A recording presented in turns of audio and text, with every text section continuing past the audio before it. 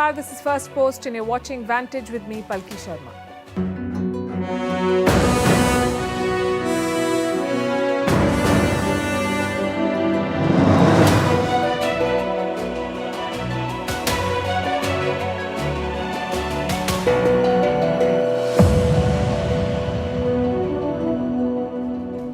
Our lead remains Pakistan. Way too many things are happening there. Imran Khan's arrest has been declared illegal, but he's still not free. He'll have to fight for his bail.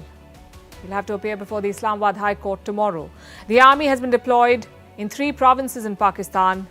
More than 9 people have died in the protests. The question is, what happens next? The army is the main actor, but it's dealing with an unprecedented situation. Violent protests are not new in Pakistan, but protests against the generals are virtually unheard of. Some analysts are talking about a divide in the army, but as of today, the theory does not quite add up. On Vantage tonight, as we bring you the updates, we'll also analyze the Pakistan thriller. How did Imran Khan become such an influential politician and a political leader that he can rally supporters to take on the all-powerful army? Plus lots of other news from across the globe. The headlines first. Days ahead of Turkish polls, third-party candidate Muharrem İnce withdraws from the election. He is accused of taking bribes and features in an alleged sex tape. He is denied involvement in both. Armenia and Azerbaijan trade gunfire along their restive border. It comes ahead of EU-hosted talks aimed at resolving their 30-year-old territorial dispute. They've already fought 2 wars over disputed territories, mainly Nagorno-Karabakh. Third blast near India's Golden Temple in a week. Punjab police arrest 5 people for the explosion in Amritsar last night. The first blast near the famous site took place on Sunday, the second on Monday. Australia's trade minister heads to Beijing. He's on a mission to mend ties. Australia wants China to lift import barriers after years of sanctions. Beijing is Canberra's largest trading partner. The trade ministers will be meeting in person for the first time since 2019. And EU lawmakers take the first step towards curbing AI. In a crucial vote, they've come a step closer to regulating AI tools like ChatGPT. This will be the first comprehensive legislation governing artificial intelligence.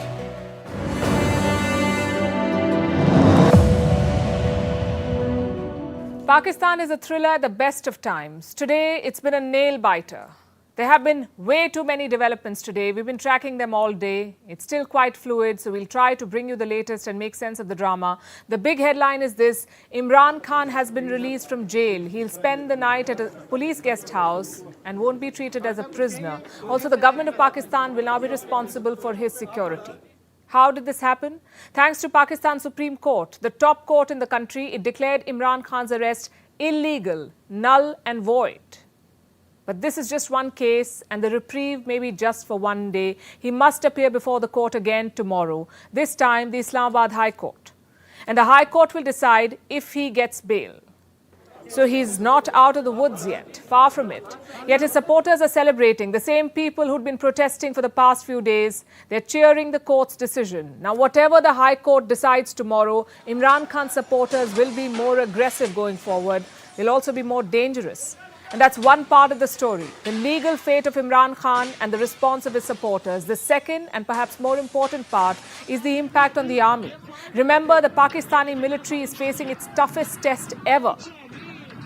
They've lost every war they fought against India, but at home, the generals reign supreme. Today, their authority is being challenged. This is the first time in Pakistan's history that the army is being physically attacked by the people.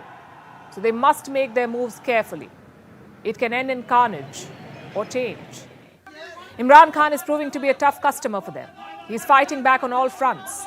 He was arrested on Tuesday. Then on Wednesday, he was produced before a judge and remanded to 8 days in custody. Who got the custody? The NAB, the National Anti-Corruption Bureau of Pakistan. Imran Khan told the judge that he was being ill-treated, that he was being tortured in custody, not even being allowed to use the washroom. Today, his lawyers approached the Supreme Court and they made the same complaint. They said the Rangers were misbehaving with the former Prime Minister. The court took up the matter. It declared the arrest illegal. It asked for Imran Khan to be produced before the court in 1 hour. As the headlines flashed this, more drama ensued. Intense speculation on what would follow. Would the judges defy the generals? Or were the generals looking to defuse the protest through the judges? Well, whatever the case, Imran Khan was produced before the court. Amid tight security, he was brought to court number 1. He came in a convoy of 15 vehicles. There were rangers and local police, even a bomb disposal squad. Once Imran Khan was in court, the judges did not waste any time. They came down hard on the NAB for the way in which the arrest was made. And they ordered the immediate release of Imran Khan. So what is the basis of today's decision? A technicality. Let me explain with this video. You've seen it earlier on the show. This was the moment of Imran Khan's arrest. He was getting his biometrics done. The Pakistani rangers broke windows, they barged in and they arrested Imran Khan. And this is what the Supreme Court objected to. Khan's lawyers said they'd sought a pre-arrest bail. Where? At the Islamabad High Court. They said the rangers interfered with the process, with a pre-arrest bail hearing. They arrested Imran Khan without giving him a chance to seek bail, and that is illegal, and that's ground for reversing his arrest. The Supreme Court has declared it null and void. Tomorrow will be another action-packed day in Pakistan. Imran Khan will get a chance to defend himself before the Islamabad High Court. But guess who else may have to defend himself? The Chief Justice of Pakistan, the man under whose watch Imran Khan's arrest was reversed. He's a man called Justice Umar Ata Bandial. We told you about him last month. He was in the news over a leaked audio tape. It featured Justice Bandial's mother-in-law. She was speaking to the wife of a PTI lawyer. What was the discussion about? The Chief Justice, the possibility of snap polls, and the current Pakistani government led by the Sharifs and the Bhutto Zardaris. Apparently, both women were unhappy with the government. Now, critics say this has influenced the judicial process, that the Chief Justice of Pakistan was influenced by his mother-in-law. That's the charge against him, and that he's sympathetic towards Imran Khan. Now, those in the government are wasting no time to rake this up. Maryam Nawaz, for instance, has said that the Chief Justice must step down. He hasn't responded yet, but in recent times, he has delivered some crucial judgments, and we must bear them in mind, including the one that decided the fate of Imran Khan as Premier. Last year, around the same time, Justice Bandial delivered a verdict against Imran Khan. He upheld the no-confidence vote against him. Today, he ruled the other way. So on the basis of facts, it may be hard really to challenge his neutrality, but then again, the Chief Justice is not the protagonist of the story. Not even Imran Khan, perhaps. This story is about Pakistan's army more than anyone else. And the anger that they face. The pictures are very, very powerful and telling. Take a look at this. A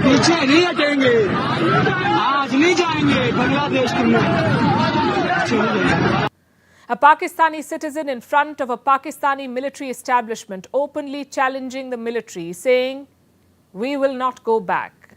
And that's the general sentiment. The government has blacked out social media in Pakistan, but there's no stopping protest videos.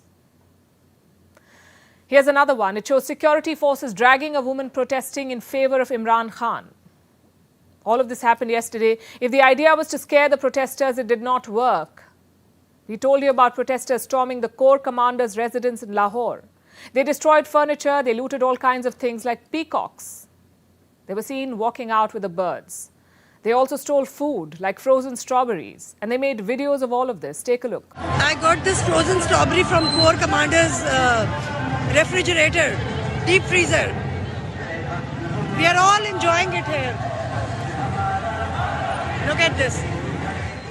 The protests were not limited to Pakistan, though. Supporters of Imran Khan were demonstrating across the world. At New York's famous Times Square, Canada's Mississauga Celebration Square, and outside the Pakistani High Commission in London. Today was the third day of protests. 9 people died. Petrol bombs were thrown at over a dozen government offices. Even Prime Minister Shehbaz Sharif was not spared. His Lahore residence was attacked. There were violent protests in Peshawar. Offices of the Election Commission of Pakistan were ransacked. Cars and motorcycles were set on fire. Soldiers were deployed across Pakistan. The army was summoned for support in 3 provinces: Punjab, Khyber Pakhtunkhwa and Balochistan. These provinces represent 75% of Pakistan. The army's deployment was followed by a sweeping crackdown. More than 1,300 people have been arrested across Pakistan. States like Punjab and Khyber Pakhtunkhwa have witnessed the worst violence in recent days. The army has been deployed there, like I told you. They're calling these protesters, or these protests rather, a black chapter in Pakistan's history. Rawalpindi, in fact, released a strongly worded statement. It was filled with warnings. It said that no one will be allowed to take the law in their hands, and this is a reference to the targeting of military installations. The army said Imran Khan's arrest is legal and that the people are being deceived against the military. They also said that the attacks on army properties were organized, part of a larger conspiracy. Let me read out some quotes. This is Pakistan's army talking about Imran Khan and his party. These miscreants evoke the nation's emotions for achieving their limited and selfish objectives. We are well aware that behind it were orders, directives, and complete pre-planning by some sinister party leadership. Any further attack on the army, including all law enforcement agencies, military and state installations and properties, will be severely retaliated, the responsibility of which will be on this very group that wants to push Pakistan into a civil war. Tough words. How should the world see the statement? Is this an attempt to defend the army, which has a reputation of seizing political power, which practically runs the country? Is Pakistan's army trying to discredit Imran Khan, who claims that the military tried to assassinate him? A bit of both, you could say. The army is clearly keen on taking back control. Like I said, soldiers have been deployed in various parts of the country. They have a sweeping mandate to restore order. Something called Article 245 has been implemented. What is this article? It's a section of Pakistan's constitution. It is invoked in extraordinary situations like this one, when local governments cannot maintain law and order. When this article is invoked in a province, it means that the army will be deployed and they get special powers under this act. The government can suspend fundamental rights. They can suspend jurisdiction of courts, restrict freedom of expression and assembly, and the army can shoot anyone without any warning. They can conduct arrests, even search of property without any warrant. Basically, anything is fair game, which is the case anyway in Pakistan, but this is legal cover for what the army may want to do. Yesterday, Shehbaz Sharif spoke about this. He delivered an address to the nation and he declared the protesters as terrorists. He called them terrorists. PTI chairman Imran Niazi की गिरफ्तारी corruption और corrupt practices के एक मुकदमे में हुई है। अल-कादर trust case के तमाम शवाहिद सबूत मौजूद हैं जिस पर नैब इंक्वायरी कर रहा है। यहाँ पर मैं इन दहशतगर्दों और मुल्क दुश्मन अनासर को खबरदार करता हूँ कि वो इन मुल्क दुश्मन सरगर्मियों से फिलफौर बाज आ जाएं, वरना कानून हाथ में लेने वाले शरपसंदों को आनी हाथों से निमटा जाएगा और आइन और कानून के मुताबिक उनको करार वाक़ई सजा मिलेगी। Now the story has been turned on its head. Imran Khan has been handed a lifeline, but his legal troubles, remember, are far from over. More than 100 cases against him. Where does that leave Imran Khan and his party, his political career? He says his life is in danger, which is not an unprecedented claim. He's been saying it for a while now. Also, Pakistan has a long history of political assassinations. But how serious is the threat to Imran Khan's life right now? And what is the army's game plan? That's in our next story. How things change in 24 hours. Yesterday, the protesters were on a rampage. Now the army is. Rawalpindi seems to be in no mood to tolerate the unrest. They've arrested PTI leaders. They've also deployed troops across cities. The question is, what is their game plan? Will they directly seize power or continue to act behind the scenes? Acting behind the scenes has one advantage. The army could escape some of the blame. Prime Minister Shehbaz Sharif promised a quote-unquote iron hand response yesterday. His speech, but the army's words. So the idea is to pin the blame on the civilian government, use Sharif as a front to crack down. And what does Sharif get in return? Probably continued support from the army. It's a good plan. Just one problem though. The Pakistani people will see right through it. They know where the blame lies in their country, not Islamabad, but in Rawalpindi. Which is why many military buildings have been targeted. So the scapegoat tactic may not really work. Having said that, let me spell out the ideal scenario for the Pakistani army, how it would like things to play out. The crackdown sends protesters back to their homes. Things settle over the weekend. Imran Khan gets convicted in one of the 100+ cases against him. He's unable to contest elections, so the army either waits till August or calls for early elections.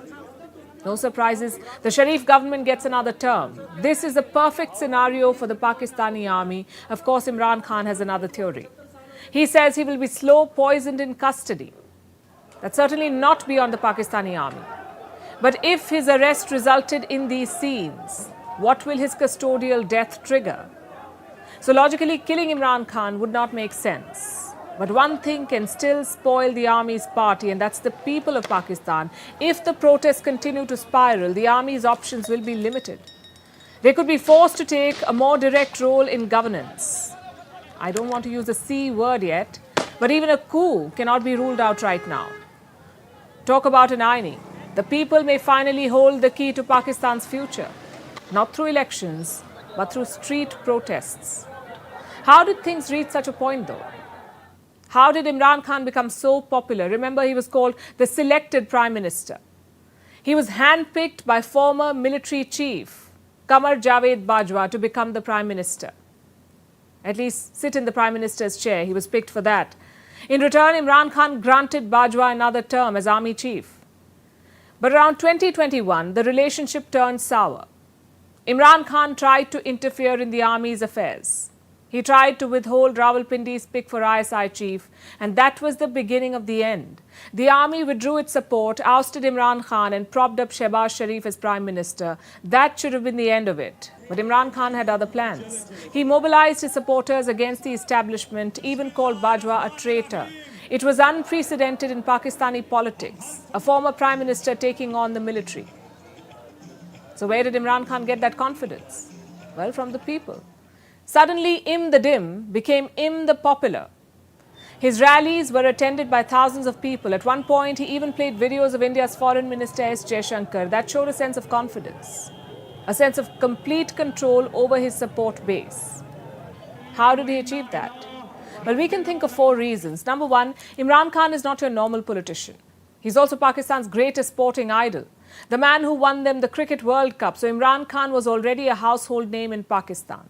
Number two, the PTI isn't like any other political party in Pakistan. It's not dynastic, it's not feudal, it's based on cult of personality. And across the world, such leaders are doing well. Number three, Pakistan's economic condition. The growing middle class is disenchanted with the ruling elite. The politicians are seen as corrupt, the army is seen as power hungry. And that's where Imran Khan is seen as different. An outsider who can break the system. In reality, he too is responsible for the economic mess of Pakistan, but his supporters don't seem to remember that. And finally, reason number 4, his anti-America rant. It may sound hysterical, but there's logic to it. For decades, the army has cultivated anti-Americanism into Pakistani minds. There is inherent distrust of the US. Imran Khan simply tapped into that. He's undoubtedly the most popular politician in the country as of today, and the army knows this. Just look at what happened in Punjab and Khyber Pakhtunkhwa. Both provinces were ruled by Imran Khan's party. But earlier this year, both assemblies were dissolved. Why? Because Imran Khan wanted snap polls. He wanted to demonstrate his party's popularity. That's when the Election Commission played spoilsport. They tried to delay the voting till October, basically tried to buy some time for the army. Once again, it was the judiciary that rescued Imran Khan. The Supreme Court of Pakistan ordered elections on the 14th of May, this weekend. Will that happen? Well, that depends on whether the army wants it to. The public sentiment is firmly anti-establishment. A free and fair election now would be a landslide win for Imran Khan's party. So Rawalpindi has 2 options. End this charade of democracy and take power, or rig the provincial election. As for Imran Khan, they can always fight another day. There are 100 plus cases against him. It's only a question of which one to convict him on. What's the one thing that every country can agree on? Climate change? Too controversial. Sustainable development? Too hard. But what about terrorism? Surely the death of innocent civilians can bring the world together. Well, think again. We have countries actively defending bona fide terrorists. One of them is our neighbor, actually 2. But tonight we'll talk about China. Beijing has blocked an Indian resolution at the United Nations Security Council. What was the resolution about? Putting this man on the global sanctions list. His name is Abdul Rauf Azhar. Let me tell you about him. He is the brother of Jaish-e-Mohammed chief Masood Azhar. He's based in Pakistan, no surprise. He's also implicated in multiple terror attacks like the Indian Airlines hijacking in 1999, the Parliament attack in 2001 and the Pathankot attack in 2016. So India wanted to put this man on the UNSC sanctions list, but China objected. One iron brother came to another's rescue. And this is not the first time. In August last year, the US and India had moved a similar resolution. The target was the same man, Abdul Rauf Masood. Back then, China did the same thing. They put the proposal on hold to help Pakistan. In fact, I have a list for you. In October last year, India tried to sanction two terrorists, Hafiz Saeed, chief of Lashkar-e-Toiba, and Shahid Mahmood, another Lashkar leader. Guess who blocked the proposals? China did. In June, India tried to sanction Abdul Rahman Makki. He's Hafiz Saeed's brother-in-law, also mastermind behind 2611. Again, China blocked. In September, India moved another resolution. The target was Sajid Mir, also a Lashkar-e-Toiba leader. Again, China blocked. Do you see the pattern here? China has repeatedly shielded Pakistani terrorists. Ironically, some of them have been convicted by Pakistan themselves. Hafiz Saeed, jailed for terror financing. Sajid Mir, also jailed for terror financing. So there is no doubt about what these men have done. Then why not sanction them?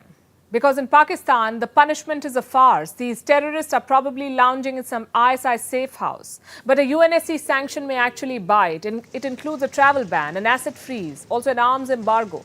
Pakistan doesn't want that. They've just managed to exit the FATF grey list. FATF is the Financial Action Task Force. It's the terror financing watchdog. The last thing Pakistan wants is for people to see a UN-sanctioned terrorist roaming their streets. So what do? They get China to block all such proposals. It's a diplomatic and moral disgrace. We're talking about barbaric terrorists here. They have blood on their hands and million-dollar bounties on their head. Cracking down on them isn't just India's job. It should be the whole world's job, especially China. This is a country that has jailed 1 million Uyghurs in the name of extremism. Yet they cannot sanction a convicted terrorist. Rising superpower indeed. Beijing keeps telling India to normalize relations, but their actions suggest otherwise. They're shielding terrorists who killed innocent Indians, who attacked India's parliament. And for what? To help their colony/iron brother. What options does India have going forward then? At the UNSC, very few. China is a permanent member of this council, so its membership is never going to expire. They can keep extending their objection to India's requests. So New Delhi has two options basically. One is to persist. In the past, China has removed its objection after multiple attempts, like with Masood Azhar. They kept objecting in 2009, then again in 2010, and from 2016 to 2018. But finally, in 2019, China relented. Another example is Abdul Rahman Makki. China objected in 2022, but relented this year. So that's one option for India, to keep at it. The second option is to pursue the case elsewhere, like at the FATF. But the truth is, India shouldn't have to. It shouldn't take a dozen attempts to designate a terrorist, because this is a matter of global security, not petty politics of a wannabe superpower. Do you remember Liz Truss? I won't blame you if you don't. She was Prime Minister of Britain for all of 45 days. Her policies were disastrous. They plunged the British pound to an all-time low. You don't recover from that sort of thing. But Liz Truss still has hope. She's trying to make a comeback ahead of next year's election. Her strategy? Taiwan. Truss has announced that she will visit the island next week. What for? To show solidarity, she says. But let's be real. Liz Truss is not going to show solidarity. She's going to revive her political career. And what better way than a visit to Taiwan? A former Prime Minister bravely standing up against China. Normally, it would make for great headlines, but this time, even her own party is not amused. The chair of the Foreign Affairs Committee has criticized the plan. She's also a Tory, by the way. And she says the visit is the worst kind of Instagram diplomacy, and we agree. Taiwan isn't some campaigning ground for Western leaders. It's a self-ruled island of 23 million people. These leaders fly on private jets. They wine and dine with Taiwan's leaders, make some statements about democracy and freedoms, and then they fly out. It's the people of Taiwan who deal with the consequences. Do you remember Nancy Pelosi's visit? She was retiring as US Speaker last year. She wanted something to cement her legacy. So what did she do? She went to Taiwan. Pelosi's trip ended without any hiccups. But do you know what happened afterwards? China carried out 6 days of live fire drills. They were this close to war. Dozens of fighter jets buzzed near Taiwan's airspace. PLA warships sailed on the horizon. Imagine living in that situation under the constant threat of war. Nancy Pelosi did not feel any of that fear or concern. She was safely on a plane back home. Pelosi used Taiwan to create her legacy. Liz Truss wants to use Taiwan to relaunch her career. It's selfish and dangerous politics. Does that mean no Western leader should visit Taiwan? Of course not. But visits should have a genuine objective. It should be over and above material assistance. Right now, that's not the case. We keep hearing about new US military packages for Taiwan. Another one is about to be cleared. It's worth $500 million. But how many of these weapons have actually been delivered? The backlog is huge. Some reports say it's worth $19 billion. Just think about that. Weapons worth $19 billion are yet to be delivered. So put yourself in the shoes of Taiwan's leaders. What would you want? The weapons you were promised? Or another symbolic visit followed by Chinese war games? I think I know the answer. In this case, the war games may not even happen. Why is that? Because even China doesn't care about Liz Truss. Look at this report in the Global Times. It says, washed up political figure Liz Truss eyes political capital through Taiwan visit. As they say, even a dead clock is right twice a day. Here, the Global Times is right. My point is, the West should focus on actual assistance, whether it's weapons, financial aid, or political support. Such visits are nothing but distractions, and dangerous distractions at that. And this is not just about Taiwan. The West's Indo-Pacific policy has historically been like this. High on talk, low on action. Fiji's former Prime Minister summed it up best. He was speaking to US Secretary of State Antony Blinken last year. Listen to what he said. Fiji and our small state neighbors have felt at times, to borrow an American term, like a flyover country. Small dots spotted from plane windows of leaders en route to meetings where they spoke about us rather than with us. That's a damning but true assessment. But now things seem to be changing. Joe Biden is scheduled to visit Papua New Guinea on the 22nd of May. Reports say he will sign a defense and security pact. No secrets who the target is. It's China. The US will also double financial aid to $32 million. Out of this, $25 million is for climate action, which is all great. But the question is it too late?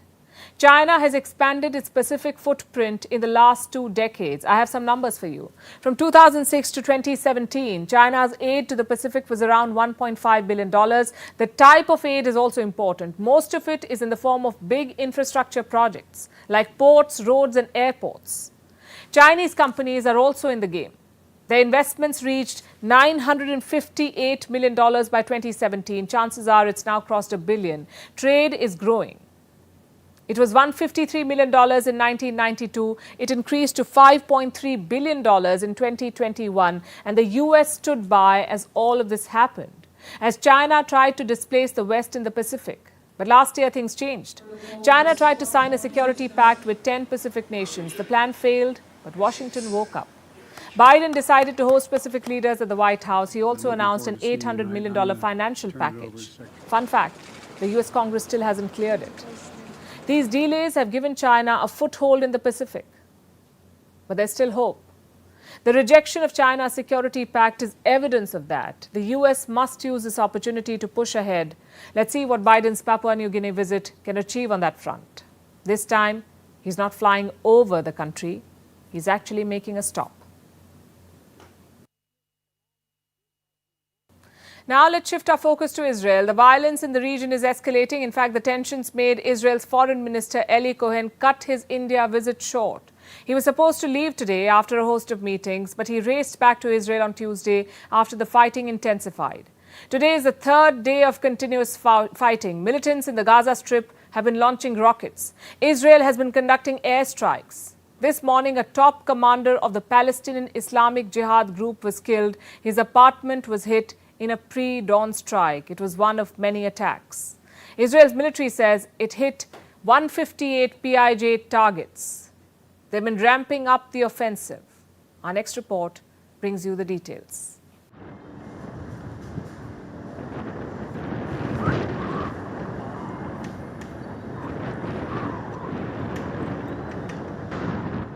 Violence keeps on escalating in the Gaza Strip. Today is the third consecutive day of fighting. Rockets are being fired continuously, both by Palestinian militants and the Israeli military. Israel says it's cracking down on the Palestinian Islamic Jihad or PIJ group. So far, it has taken out 4 PIJ commanders. The 4th commander, Ali Ghali, was killed early this morning. He was allegedly in charge of the PIJ's rocket launch unit. The Israeli military says 3 people were killed in their pre-dawn airstrike. It claims the other 2 were also militants. A funeral procession was held for Ghali today. His daughter spoke to the press. I was following the news. I couldn't sleep because of these circumstances. I was watching the news channels. I heard that there was a bombing of a residential apartment in the town of Hamad. I kept watching because I had relatives living there, until I received the news that my father, my uncle and cousin had all been martyred. The 3 of them had been killed together as they were in the same apartment. This is a shot of his apartment after the Israeli strike. The building he lived in isn't just filled with militants, though. I went downstairs and I found dead bodies in this area. They bombed the house without any warning while people were asleep.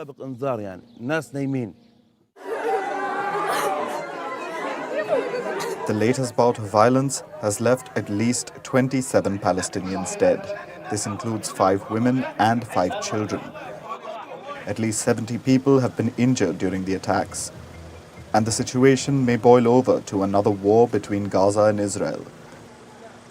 The PIJ released this video of its fighters preparing for more rocket launches.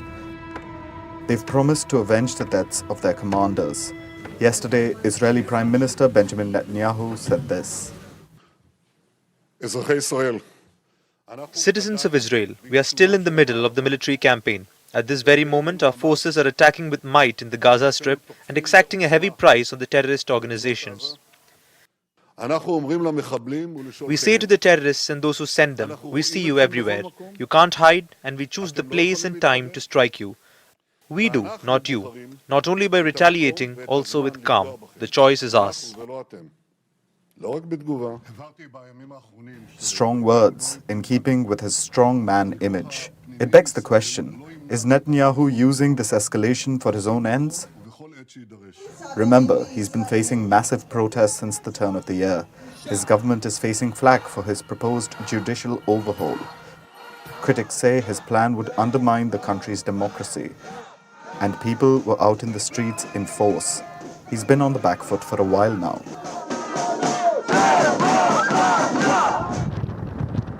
This latest escalation is an opportunity for him to burnish his credentials. That might explain why the Israeli attacks continue, despite Egypt and other nations brokering a ceasefire. Despite condemnation from the UN and bodies like the Norwegian Refugee Council, because Netanyahu knows that there's no way to only target militants. They make their offices in civilian buildings for a reason, after all. It's a situation where no matter who attacks, ordinary people will pay the price.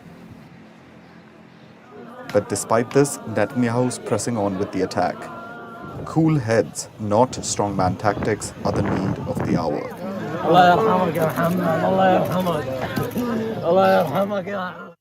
Now let's talk about what conflict and violence can lead to. Human suffering and displacement. We saw it in 2022. More than 71 million people were forced to leave their homes. That's the highest ever in 1 year. These are internally displaced people, refugees in their own countries. This year's global report on internal displacement is painting a rather bleak picture of the world, since we're reporting the highest number ever of internally displaced people globally.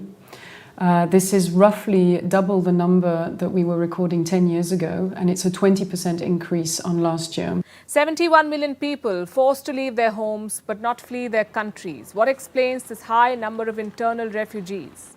The war in Ukraine and climate change. These were the two biggest factors. Much of the increase is caused, of course, by the war in Ukraine, but also by floods in Pakistan, by new and ongoing conflicts across the world, and by a number of sudden and slow onset disasters that we've seen from the Americas all the way to the Pacific. Climate change is hurting the whole world, but in 2022, the worst affected was Pakistan. It suffered a brutal monsoon last year. There were massive floods. They displaced about 8 million Pakistanis. Many returned home when the floods abated, but more than 1 million couldn't go back even by the end of the year, last year. And this is a conservative estimate. It's extremely difficult to collect information about internally displaced people. So this report does not show the full picture. It talks about displacements due to conflict. That's where Ukraine tops the list. Over the last year, almost 17 million Ukrainians had to leave their homes. As the war spread from one city to another, people moved to relatively safer zones. Russia's initial offensive was rebuffed in Kiev. Fighting in the capital ended by April 2022. So people could return home here. But that's not the case in cities like Bakhmut. It's been the worst and the longest battle in this war. It has seen near constant warfare. The city is in ruins, and the people of Bakhmut don't have a home to return to. At the end of 2022, about 6 million people remain displaced in Ukraine, the second highest in the world after Syria. This is the list of 10 countries with the most internal refugees due to conflict. Most of them feature regularly in this list, like Afghanistan. Last year, more than 32,000 people were displaced due to violence in Afghanistan. More than 4 million Afghans displaced earlier have not been able to return home. And it's not just conflict that is plaguing this country, it's climate change too. Multiple natural disasters struck Afghanistan last year. There were heavy floods in May, an earthquake in June. Almost 250,000 Afghans were displaced. More than 2 million cannot go home due to climate disasters. The total number of Afghans who become refugees in their own country is 6.5 million. And this does not include the people who fled the Taliban regime, who've left Afghanistan. Across the border in Pakistan, things are hardly better. Like I said, 8 million people were displaced due to the monsoon last year. Agricultural land was submerged, cities were inundated, people survived in makeshift camps, waiting for the waters to recede. Disease and hunger crippled the population. Pakistan is still reeling under the economic impact of the floods, and now it's setting itself on fire over politics. Conflict in Pakistan is not ending anytime soon, and climate change is far from being reversed. So this year is not expected to be better. It's a grim situation, the world over, in fact. People, often the most poor and marginalized, are being forced from their homes. This year's conflict in Sudan is sure to drive up the numbers further. There's not much we can do except hope that conflicts end and climate action becomes more urgent. Until that happens, the refugee numbers will keep rising. And it won't just be a humanitarian problem anymore. It will be an economic, political, and social problem. And as of today, world leaders aren't even talking about addressing it.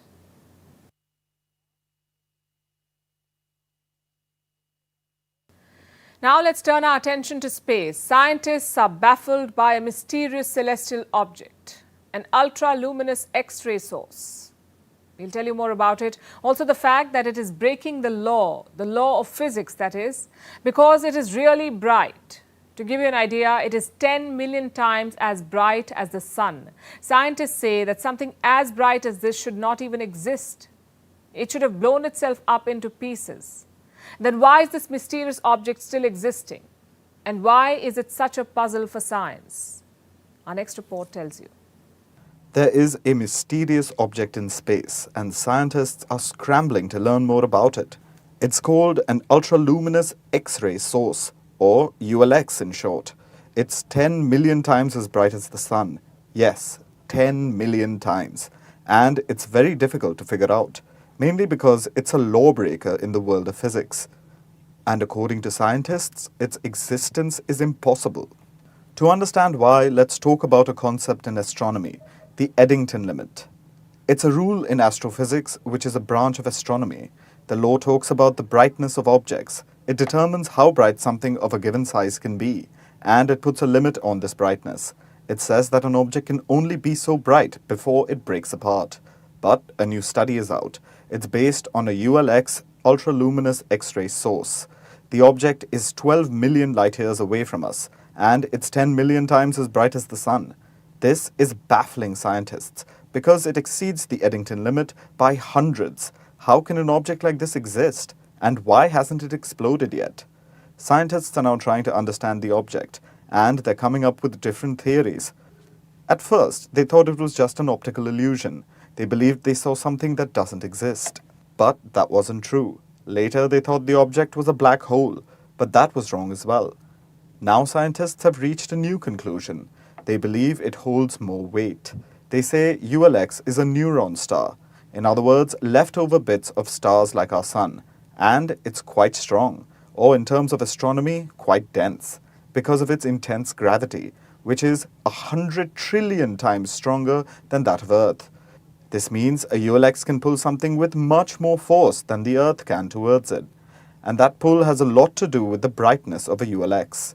Whenever it pulls any material onto its surface, there is an explosive effect. Sounds complicated, and it is. But imagine something as small and light as a marshmallow. Even if that were dropped on the surface of a ULX, there would be a huge explosion. How huge? Worth the energy of 1,000 hydrogen bombs. And what's the secret behind this energy? No, not a health drink, but food. And lots of it. Any material hitting the surface of a ULX is consumed by the star.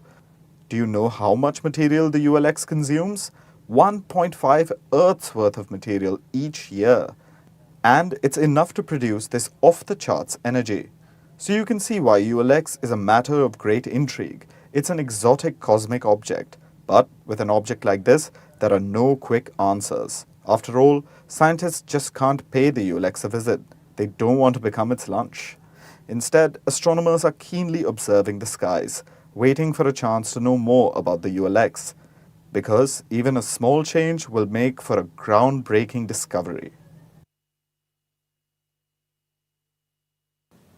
The French say we must suffer if we are to be beautiful. The question is, to what extent? How much should you suffer? Especially if the suffering extends to something as basic as nails. That's right. The beauty of nails is a prized asset. It's also a global industry, an industry worth about $13 billion.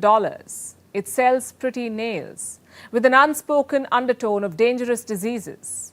Now a woman is speaking up. Lifelong use of manicures has given her an allergy. Her nails have become inflamed. They're peeling off. Her fingers have turned purple. She can barely use her hands anymore.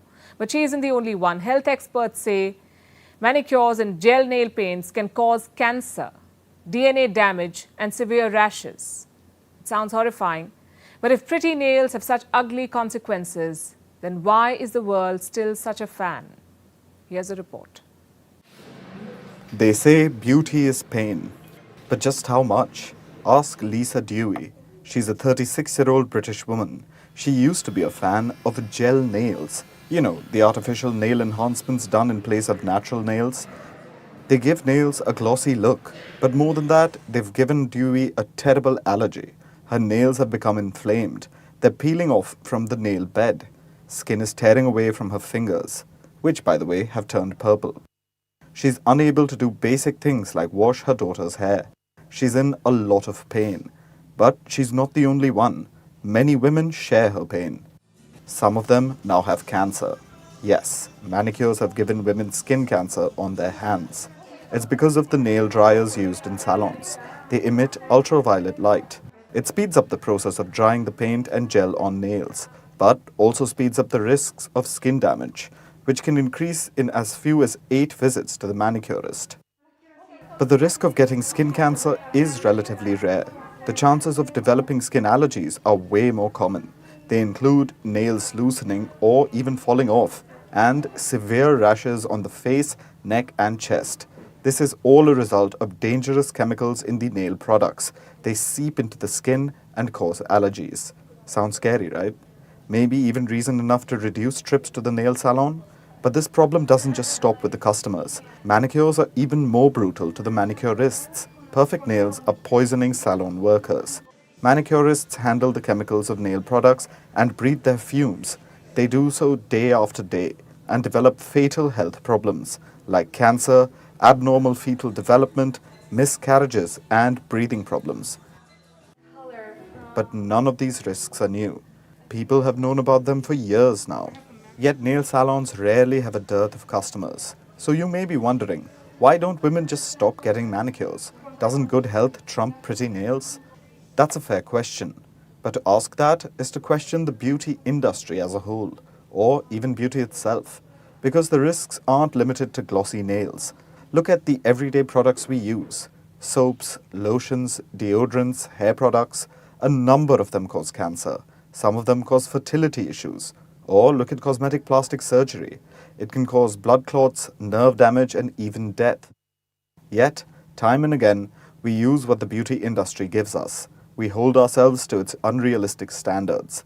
We give it our money and health. It tells us why we need to be insecure, then tells us how to get over it. It's no lie that we're trapped in a vicious spiral. Why spiral? Because while the trap may feel never-ending, we hold the power to put an end to it. Beauty may lie in the eyes of the beholder, but our health lies in our own hands. And now it's time for Vantage Shots, images that tell the story. Starting with Turkey, the country is gearing up for election. President Erdogan held a massive rally in Istanbul. Meanwhile, NASA has released images of solar flares. They are by far the most powerful explosions in the solar system. And Meta CEO Mark Zuckerberg is famous for many things. One of them is keeping his composure while being mercilessly grilled during Senate hearings. But this time he lost it. No, not during another hearing, but in a jiu-jitsu competition. A referee thought that Zuckerberg tapped out, so he declared the opponent the winner. But the billionaire wasn't having any of it. He protested, and how? We'll show you. And finally, what makes May the 11th significant? We're taking you back in history. On this day, India conducted 3 underground nuclear tests. This happened at the Pokhran range in the Indian state of Rajasthan. The year was 1998. The test was called Operation Shakti. Atal Bihari Vajpayee was the Prime Minister of India. 2 days later, another test was conducted. The world condemned the tests, but for India, it was a source of national pride and technological advancement. Over the years, India has proven to be a responsible nuclear power with a no first use policy. We leave you with that. Thanks for watching. See you tomorrow. Pokhran परमाणु परीक्षण के जरिए भारत ने न केवल अपने वैज्ञानिक सामर्थ्य को साबित किया, बल्कि भारत के वैश्विक कद को एक नई ऊंचाई भी दी थी। अटल जी के शब्दों में ही कहूं तो अपनी ध्येय यात्रा में हम कभी रुके नहीं हैं, किसी चुनौती के समक्ष कभी झुके नहीं हैं। Alıp gitme İstanbul. Dön de bir bak kiradın geldi. Ayağa kalk İstanbul. İşte İstanbul. Cumhurbaşkanımız Recep. Ayağa kalk İstanbul. İskanı Mustafa Destici.